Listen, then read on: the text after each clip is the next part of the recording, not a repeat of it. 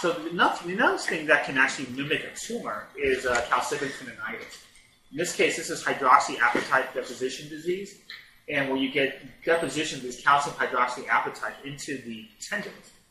And the most common area is usually around the rotator cuff, but they can also occur in the hip. Like in this case, this is where the gluteal muscles attach. And usually it's going to mimic a tumor during the acute flare, where you have absorption of the calcifications after the tendon insertion.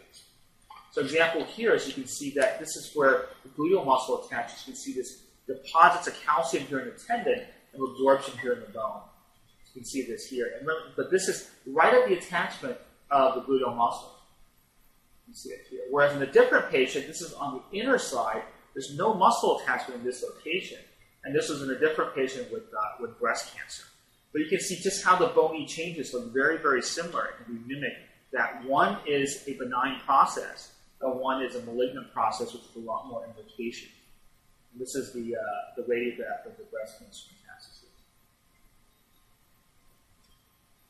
The other thing is subchondral cyst. So in this case, we see a very large lesion here in the humeral head. And it's very bright here on the T2 wave image.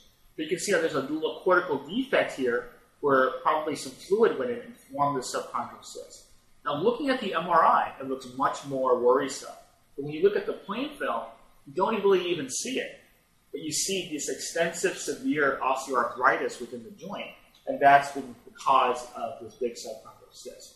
So you don't want to call these tumors, but you want to make sure that you do see a defect connected to the joint. And these are people with usually with pretty severe osteoarthritis.